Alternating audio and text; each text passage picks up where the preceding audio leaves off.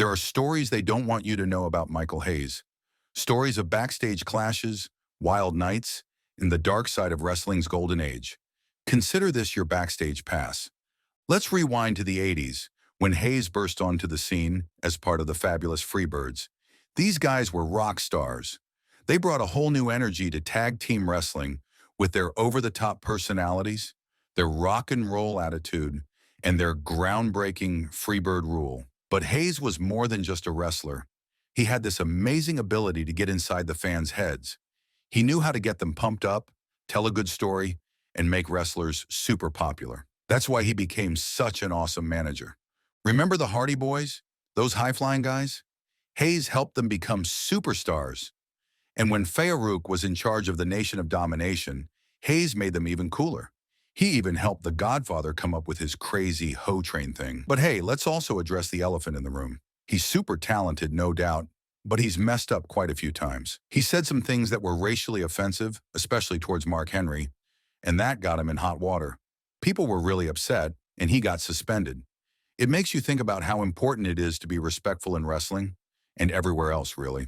And that's not all. He's also had problems with drugs and alcohol, and sometimes that made him act out and lose jobs. Plus, there have been stories about him behaving inappropriately towards women, which is totally unacceptable. One time in 2013, he got suspended from WWE for offering alcohol to Rosa Mendez, who was trying to stay sober. That was a really bad move, especially since WWE tries to help people with addiction problems. They said he was taking time off for personal reasons, but everyone knew what really happened. This wasn't the first time Hayes had problems because of alcohol. Back in 2002, he was on that crazy plane ride from hell where everyone was drunk and acting wild. He was apparently one of the worst, and it was a pretty embarrassing moment for wrestling. So yeah, Michael Hayes is a complicated guy.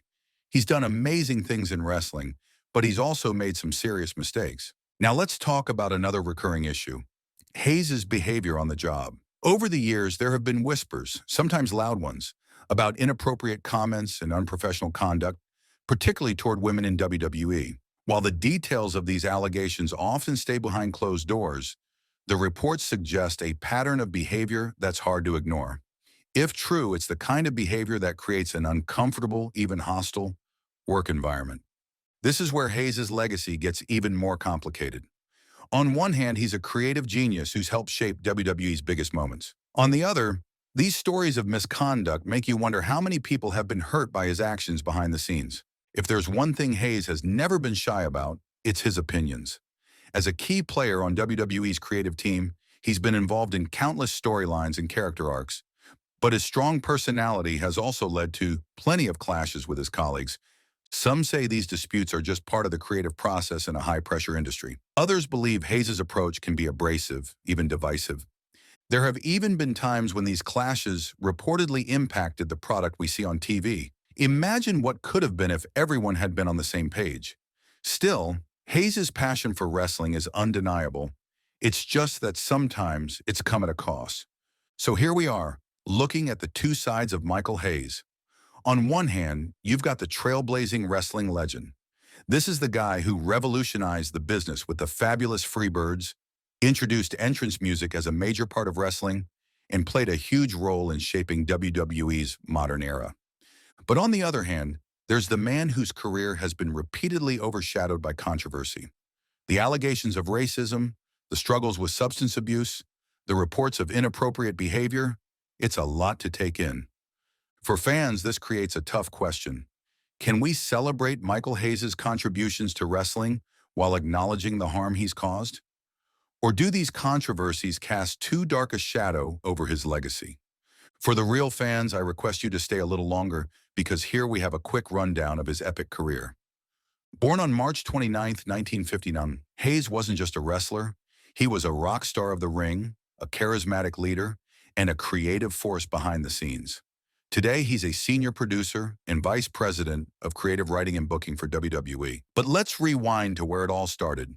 Hayes began his wrestling journey in 1977 in Tennessee, taking his first steps in the sport.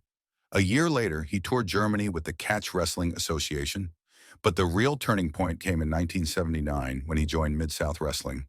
That's where he teamed up with Terry Bam Bam Gordy to form the iconic Fabulous Freebirds. With Buddy Jack Roberts joining them, the Freebirds became a sensation. Hayes, with his flashy style and purely sexy nickname, brought swagger to the team, complete with moonwalking inspired by Michael Jackson. Together, they won championships and dominated the 1980s wrestling scene. The Freebirds made waves in Georgia Championship Wrestling, snagging the NWA National Tag Team titles and thrilling fans with their wild antics. But in 1982, they moved to world-class championship wrestling in Texas, where their legendary feud with the Von Erichs began. Then in 1989, Michael Hayes joined World Championship Wrestling, WCW. At first, he was a good guy, but you know how wrestling works. He turned on U.S. champion Lex Luger during a match and joined Hiro Matsuda's Yamazaki Corporation. This was a powerhouse group that included Ric Flair and others. Hayes even won the U.S. title from Luger after Terry Gordy made a surprise interference. Pretty sneaky, right? But it didn't last long. Luger took back the title and Hayes shifted gears, teaming up with Jimmy Garvin. Together as the Fabulous Freebirds, they won the NWA World Tag Team Championships. These two had chemistry. They were like rock stars in the ring. They clashed with tag teams like the Midnight Express and the Rock and Roll Express, keeping fans on the edge of their seats. By 1991, they added a new member, Bad Street, into the mix, which helped them win more titles. But after some ups and downs, the Freebirds disbanded in 1992, and Hayes moved on to managing and feuding with big names like Paul Orndorff. He even dabbled in commentary before leaving WCW in 1994. After WCW, Hayes returned to Dallas and reunited with his old Freebird buddies, Jimmy Garvin and Terry Gordy, in the Global Wrestling Federation. They snagged the tag team championships, but unfortunately, the promotion shut down in late 1994. Hayes didn't sit idle for long, though. He stuck around Dallas and wrestled for the National Wrestling Alliance until 1995. This was the end of his in-ring chapter, but the next phase was just as exciting.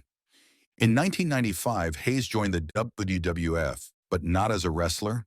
Instead, he took on a new persona, Doc Hendricks, a backstage interviewer and commentator. He brought a lot of energy to shows like WWF Action Zone and conducted memorable interviews, including the one where Steve Austin coined his iconic Austin 316 line. Hayes wasn't just a talker, though. In 1999, he briefly managed the Hardy Boys, Matt and Jeff Hardy. He even got in the ring a few times, teaming up with them to fight the Brood. But after some losses, the Hardys ditched him. Ouch. After his time with the Hardy Boys, Hayes found his groove backstage. He became a road agent and helped shape the action we saw on TV. He also did commentary on shows like Sunday Night Heat. In 2006, Hayes took on a big role as the head writer for WWE's SmackDown.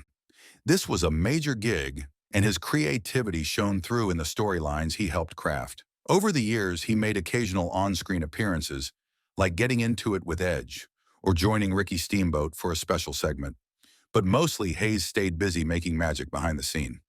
In 2016, Hayes and the Fabulous Freebirds were inducted into the WWE Hall of Fame.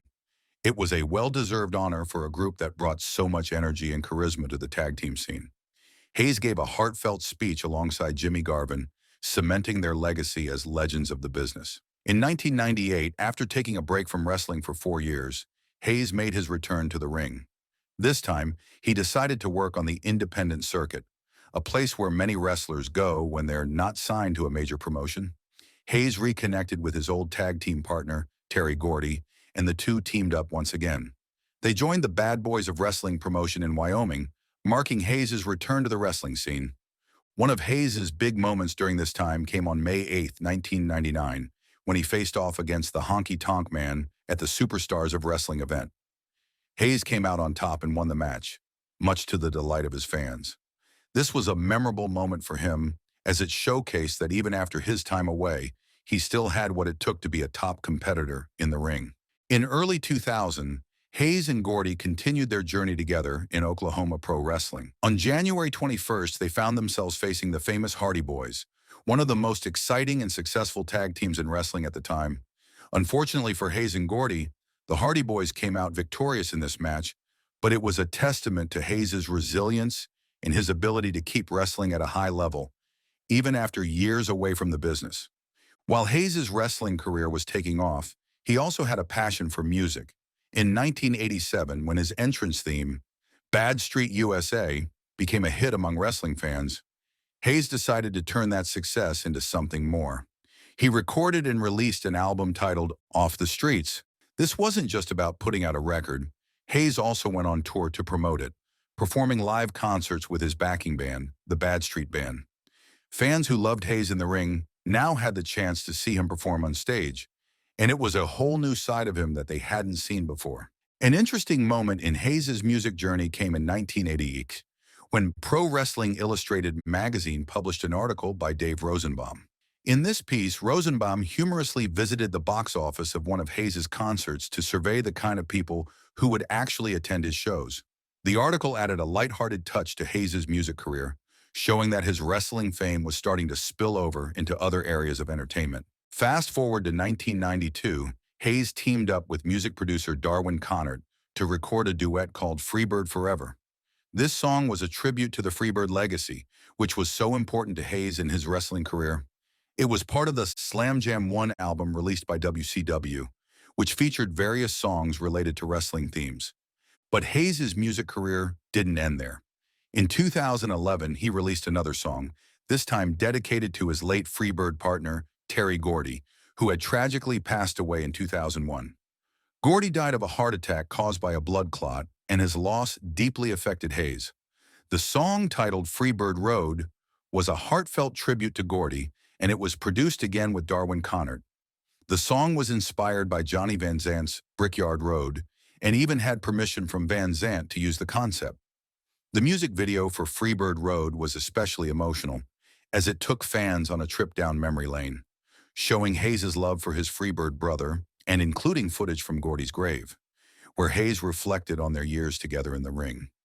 This tribute song was a powerful way for Hayes to honor his friend and fellow wrestler, keeping the spirit of the Freebirds alive through music. These days, Michael P.S. Hayes is still a big deal in the wrestling world, but you won't see him in the ring anymore. He traded his wrestling boots for a suit and tie. He's now a top executive at WWE, working behind the scenes as a vice president. He helps create the storylines and plan the matches that we see on TV. He's basically one of the masterminds behind all the drama and excitement in WWE. He's been with WWE for a long time, and he's super respected for his knowledge and experience. He's also known for being a mentor to younger wrestlers, helping them develop their skills and achieve their dreams. So even though he's not wrestling anymore, Michael P.S. Hayes is still a major player in the wrestling world.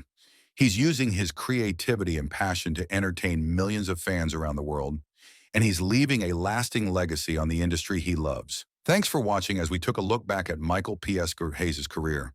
From rocking the ring with the fabulous Freebirds to shaping WWE behind the scenes, he's made a big impact on wrestling. Of course, his journey hasn't been without its struggles, but his influence is clear. If you like this video, make sure to hit the like button, share, and subscribe for more wrestling stories. Also, drop a comment below to let me know what you think about Hayes' legacy. See you in the next video.